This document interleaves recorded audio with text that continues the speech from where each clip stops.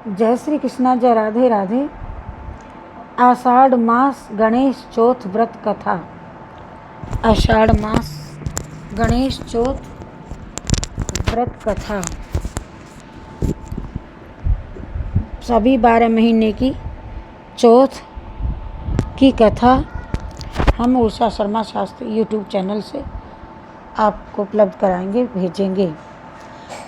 जय गणेश जी महाराज की जय। पार्वती जी ने गणेश जी से पूछा, है वत्स, आषाढ़ कृष्ण चतुर्थी बहुत ही शुभदायिनी कही गई है, आप इसका विधान बतलाइए। इस मास के गणेश जी का क्या नाम है और उनकी पूजा किस प्रकार करनी चाहिए। गणेश जी ने उत्तर दिया, है माता, पूर्व काल में इसी प्रश्न को युधिष्ठिर ने पूछा था और उन्हें भगवान कृष्ण ने उत्तर दिया था। मैं उसको बतला रहा हूँ, आप सुनिए। श्री कृष्ण ने कहा, हे राजन, गणेश जी की प्रीतिकारक विघ्न नाशक पुराण इतिहास में गणेश जी का प्रीतिकारक विघ्न नाशक पुराण इतिहास में वर्णित है।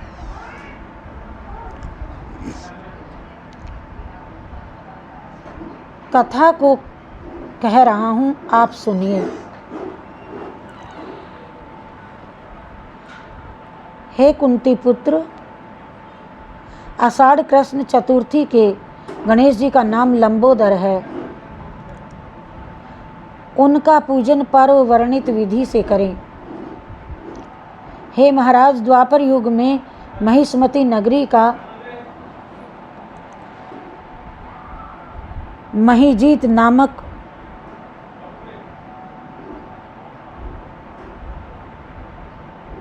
राजा था। वह बड़ा ही पुण्यशील और प्रतापी राजा था। वह अपनी प्रजा का पालन पुत्रवत किया करता था, किंतु संतान विहीन होने के कारण उसे राजमहल का वैभव अच्छा नहीं लगता था। वेदों में निसंतान का जीवन व्यर्थ माना गया है। यदि संतानहीन व्यक्ति अपने पितरों को जलदान देता है तो उसके पितृगण उस जल को गर्म जल के रूप में ग्रहण करते हैं। इसी ऊहापोह में राजा का बहुत समय व्यतीत हो गया। उन्होंने पुत्र प्राप्ति के लिए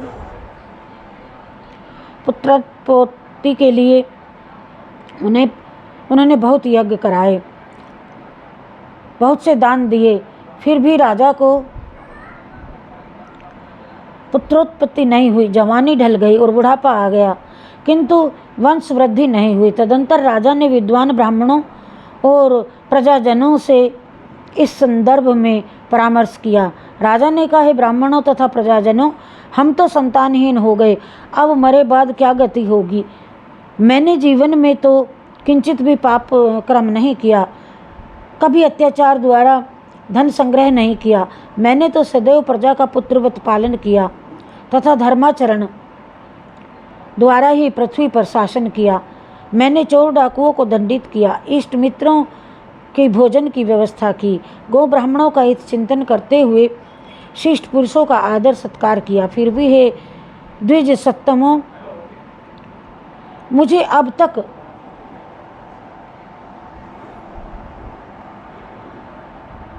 पुत्र की प्राप्ति नहीं हुई, मेरे वंश में वृद्धि नहीं हुई। बताओ, मेरे वंश की वृद्धि किस प्रकार हो। इस प्रकार कहकर सब लोग युक्ति सोचने लगे। सारी प्रजा राजा के मनोरथ की सिद्धि के लिए ब्राह्मणों के साथ वन में चली गई। वन में जाकर के वे लोग द्रुत गति से इधर उधर परिभ्रमण करने लगे। उन लोगों को उसी समय एक श्रेष्ठ मुनि के दर्शन हुए। वे मुनिराज निराहार रहकर तपस्या में लीन थे। मुनि श्रेष्ठ के दर्शन हुए। वे मुनिराज निराहार रहकर तपस्या में लीन थे। ब्रह्मा जी के समान वे आत्मजित, क्रोधजित तथा सनातन पुरुष थे। संपूर्ण वेद विशारद, दीर्घायु,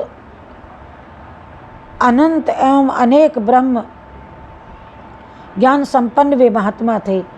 उनका निर्मल नाम लोमस ऋषि था। प्रत्येक कल्पांत में उनके एक एक रोम पतित होते थे, अर्थात एक एक रोम उनका झड़ जाता था। प्रत्येक तो इसीलिए उनका नाम लोमस ऋषि पड़ गया। ऐसे त्रिकालदर्शी महर्षि लोमस के उन लोगों ने दर्शन किए। सब लोग उस तेजस्वी मुनि के पास खड़े हो गए। मुनि के दर्शन से सभी लोग प्रसन्न होकर परस्पर कहने लगे कि हम लोगों को सौभाग्य से ही ऐसे मुनि के दर्शन हुए। इनके उपदेश से हम सभी का मंगल होगा। ऐसा निश्चय कर उन लोगों ने मुनि राज से कहा, हे ब्रह्म ऋषि, हम लोगों के दुख का कारण सुनिए। अपने संदेह के निवारणार्थ हम लोग आपके शरणागत हुए हैं। हे भगवान, आप कोई उपाय बतलाइए। हे स्वामिन, आप जैसे महात्मा को पाकर हम लोग किसी अन्य व्यक्ति से क्या कहें। आप ब्राह्मण एवं ऋषियों में श्रेष्ठ हैं। आपसे बढ़कर कोई दूसरा पुरुष नहीं दिख रहा। महर्षि लोमस ने पूछा, सज्जनों, आप लोग यहाँ किस अभिप्राय से आए हैं? उसका क्या प्रयोजन है? मुझसे स्पष्ट रूप से कहिए। मैं आपके सभी संदेहों का निवारण करूँगा। मैं आपके कल्याण की भावना रखता हूँ। तपस्वियों की तपस्या केवल परोपकार के लिए ही होती है।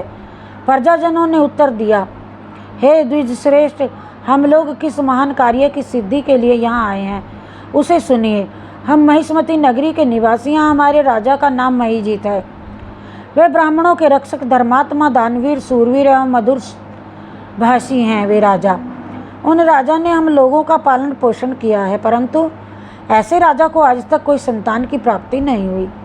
हे भगवान, माता पिता तो केवल जगन माता होते हैं, किंतु राजा ही वास्तव में पोषक एवं संवर्धक होता है। उसी राजा के निमित्त हम लोग ऐसे गहन वन में आए हैं। हे महर्षि, आप कोई ऐसी युक्ति बताइए जिससे राजा को संतान की प्राप्ति हो, क्योंकि ऐसे गुणवान राजा को कोई पुत्र ना हो, ये बड़े दुर्भाग्य की बात है। हे मुनिवर, किस व्रत के करने से इनको संतान उत्पन्न होगी? कौन सा दान, पूजन आदि कर्म अनुष्ठान कराने से राजा को पुत्र होगा? आप कृपा करके हम सभी को ये बतलाइए। प्रजा की बात सुनकर महर्षि ध्यान मग्न हो राजा के उपकार के विषय में सोचने लगे।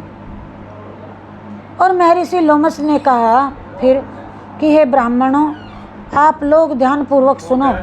मैं संकट नाशक व्रत को बतला रहा हूँ। यह व्रत निसंतान को संतानदायक एवं निर्धनों के लिए धन दाता है। आषाढ़ कृष्ण चतुर्थी को एकदंत नामक गणेश जी की पूजा करें। पूर्वोक्त विधि से राजा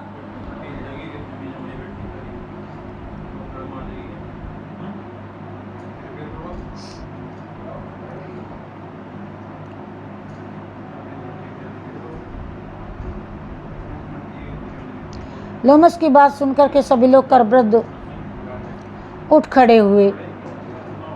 उन्हें वस्त्र दान करें। गणेश जी की पूजा कृपा से उन्हें अवश्य ही पुत्रोत्पत्ति होगी। और महर्षि लोमस की यह बात सुनकर सभी लोग करवृद्ध उठ खड़े हुए। नतमस्तक होकर के दंडवत प्रणाम करके सभी लोग नगर लौट गए। वन के घटनाक्रम को प्रजा ने राजा से बतलाया। पूर्वजनों की बात सुनकर सम्मानकारी, विमल बुद्धिकारी राजा बहुत प्रसन्न हुए। उन्होंने श्रद्धा भक्ति से विधिवत गणेश चतुर्थी का व्रत करके ब्राह्मणों को भोजन, वस्त्र आदि दान दिया। रानी सुदक्षिणा के गर्भाधान संस्कार के अनंतर श्री गणेश जी की कृपा से राजा को सुंदर और सुलक्षण पुत्र प्राप्त हुआ। राजा ने संपूर्ण नगर वासियों को संतुष्ट करके पुत्रोत्सव मनवाया। राजा महीजीत ने ब्राह्मणों को धन देकर तृप्त किया। श्री कृष्ण जी कहते हैं कि यह राजन, इस व्रत का ऐसा ही प्रभाव है। जो व्यक्ति इस व्रत को ध्यानवत श्रद्धावत होकर करेंगे, वे समस्त सांसारिक सुख के अधिकारी होंगे। श्री कृष्ण जी ने कहा कि हे महाराज, आप भी इस व्रत को विधि पूर्वक कीजिए। युधिष्ठिर को कहा, आपके संपूर्ण शत्रुओं का विनाश होगा और आप अचल राज्य के अधिकारी बनेंगे। हे भूपति शिरोमणि युधिष्ठिर, जो पुरुष इस व्रत को करते हैं वे चाहे एकांत सेवी ऋषि हों अथवा विद्वान, उन्हें निर्विघ्न रूप से पुत्र आदि की प्राप्ति होती है। जो मनुष्य गणेश जी के चरित्र को सुनते हैं अथवा सुनाते हैं उन्हें सब कार्यों की सिद्धि प्राप्त होती है। बोलो जय गणेश जी महाराज की जय। विष्णु गणेश पुराण से लिया गया। जय गणेश जय गणेश जय गणेश जय गणेश। देवा माता जाकी पार्वती। इसके पश्चात गणेश जी की आरती करें। ये आज आषाढ़ मास के गणेश चतुर्थी व्रत कहा कृष्ण चतुर्थी बहुत ही शुभदायक कायनी है। जय श्री कृष्ण, जय राधे।